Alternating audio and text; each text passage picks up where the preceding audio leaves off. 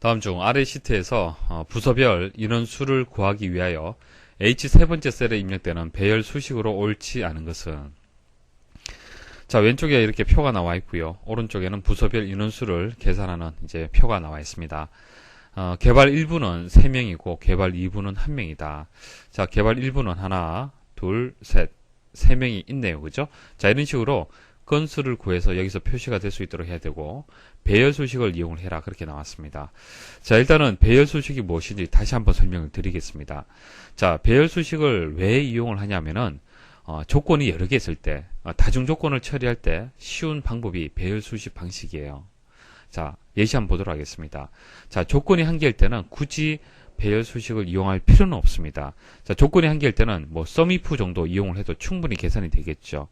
그러니까 1번 같은 경우에 직책이 과장인 사람의 기본급의 합계를 구하라. 자, 직책이 과장이다. 그때 기본급의 합계를 구하라는 얘기예요. 자, 어떻게 하면 되겠습니까? 썸이프. 그러니까 조건을 걸어서 그때 합을 구하면 되잖아요. 그죠? 그래서 D 두 번째에서 D 여덟 번째. 자, 이 범위에서 과장. 자, 이 조건을 만족하는 값 찾고요. 그때의 이 두 번째에서 이 여덟 번째 값, 기본급을 가지고 와서 합을 구하라는 얘기입니다. 그래서 직책이 과장이다라는 조건 한 가지잖아요. 그죠? 자, 조건이 한 개일 때는 뭐 썸이프 이용해도 됩니다. 자, 근데 조건이 여러 개 만들어질 때는 배열 수식 이용하면 간단하게 쉽게 구할 수가 있습니다. 자, 성별이란 조건이 붙었고요. 그다음 직책이란 조건, 이렇게 두 개의 조건이 붙었습니다. 이제 썸을 이용해서 배열 수식 이용하면 됩니다. 첫 번째 조건, 그리고 곱하기 두 번째 조건, 그리고 곱하기 합계를 구할 범위, 이런 식으로 입력을 하면은 계산해서 구할 수가 있다는 얘기예요. 그래서 성별이 남이다라고 했기 때문에 C 두 번째부터 해서 C 여덟 번째까지 범위 선택을 하고 남이다라고 조건 1 처리해 주고요. 그 다음 직책에 대한 범위 지정하고 과장이다. 그다음 합계를 구할 범위, 자, 기본급의 합계를 구하는 것이죠.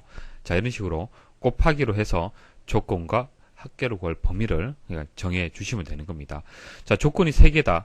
지역이 서울, 성별이 남, 직책이 과장이란 이런 조건 아무리 많다 하더라도 곱하기로 그냥 연결만 해주면 되는 거예요. 자, 배열 수식을 왜 이용하는지 아시겠죠? 일단 필요성에 대해서 이해를 하셔야 되고요. 근데 이 문제는요, 부서별 인원수를 계산하는 문제가 되는 겁니다. 부서별 그 인원수, 이런 개수를 구할 때, 자, 배열 수식을 이용해서 개수를 구하는 방법 3가지가 있습니다. 자, 이거 꼭 여러분들 알고 계셔야 돼요. 꼭 알고 계셔야 됩니다. 자, 정답을 보면서 바로 설명을 드릴게요. 자, 1번에 보시면 썸을 이용을 했습니다. 자, 배열 수식을 이용을 했는데 썸을 이용을 했네요. 자, C 세 번째부터 그리고 G3이다라고 얘기를 했습니다. 자, 개발 1부네요. 자, 여기서부터 여기까지는 조건이 되는 거예요. 조건. 그러니까 개발 1부에 대해서 찾는 것이죠. 개발 1부 찾는 거예요. 자, 그럼 이 범위에서 개발 1부 찾는 겁니다. 여기 찾았네요. 그죠? true가 되고, 이건 false, true, false가 되는 겁니다. 자, 그러면 첫 번째 true일 때, 자, 이것을 곱하기 1을 하라는 얘기잖아요. 그죠? 곱하기 1. 곱하기 1을 하게 되면 어떻게 되겠습니까? 이건 0이에요. 1이에요. 1. true는 1이 되는 겁니다.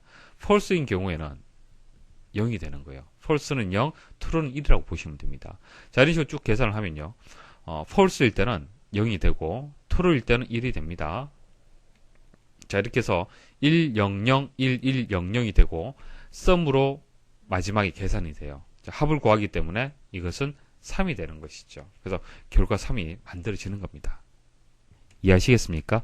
그러니까 여기서 개수를 구하라고 했잖아요. 그죠? 개수를 구할 때는 이제 배열 수식에서 썸을 이용해서 쉽게 구할 수가 있습니다. 그래서 조건 곱하기 1을 해주면 돼요. 자, 그리고 다른 방법은 sum if를 이용을 하는 겁니다. sum과 if를 같이 이용하는 방법이 있어요. 자, 먼저 if 한번 보도록 하겠습니다. 자, 똑같죠? 여기는 조건하고 동일합니다. 그래서 if, 자, 이 조건을 만족하느냐, 이게 조건이잖아요. 그죠? 만족하면 1이란 얘기잖아요. 그죠? 만족하면 1이다.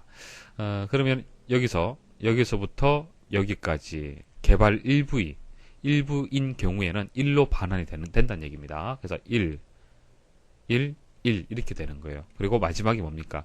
썸으로 이제 또 마지막 함수가 합을 구하라는 함수가 이제 적용이 됐잖아요. 그죠? 그래서 결과적으로 이게 3이 되는 겁니다. 예. 그러니까 썸을 이용을 해서 이렇게 조건을 주고 곱하기 1을 하거나 if문을 이용을 해서 조건을 만족할 때 1값을 가지도록 만들어 주는 거나 같다는 얘기입니다. 어차피 썸을 이용을 해서 합을 구하기 때문에. 자, 그 다음 카운트하고요. if문을 또 이용하는 방법이 있습니다. 자, 여기서부터 여기까지는 동일해요. 그죠? 그러니까 if문을 이용을 해서 그 조건을 만족할 때 1로 바꿔주라는 얘기입니다. 1로 이렇게 바꿔주고요. 그 다음 카운트는 뭡니까? 건수를 구해주는 거죠. 건수 하나, 둘, 셋, 세 건이잖아요. 그죠? 그래서 카운트하고 if를 같이 이용을 해서도 건수를 구할 수가 있습니다. 하지만 2번은 틀렸다는 얘기예요. 뒷선 같은 경우에는 도메인 함수죠. 도메인 함수인데 그 도메인 함수를 이용할 때 그 인수가 들어가는 순서가 있습니다. 먼저 인수 들어가고 도메인 들어가고 조건 이렇게 들어가야 됩니다. 그런데 형식이 잘못되었죠. 형식이 잘못되어서 이것은 오류가 발생을 하는 겁니다. 자, 그리고 여기서 하나 추가로 말씀을 드리면요. 자, 카운트 있죠. 카운트가 하는 역할이 뭐죠? 카운트는 셀에 숫자가 들어있는 그때 개수를 구하는 겁니다. 그러니까 여기서 1이냐 아니냐가 중요한 것이 아닙니다. 1이 들어가도 되고 2가 들어가도 되고 3이 들어가도 상관이 없습니다. 꼭 1이 아니어도 상관이 없다는 얘기예요. 그래서 뭐 여기 이제 1이 아니라 뭐 4가 들어왔다 하더라도 이 조건을 만족할 때는 4값을 가질 거 아닙니까? 가지게 되고요. 카운트가 숫자가 들어있는 셀의 개수를 구하기 때문에 3이란 값을 반환하게 되는 겁니다.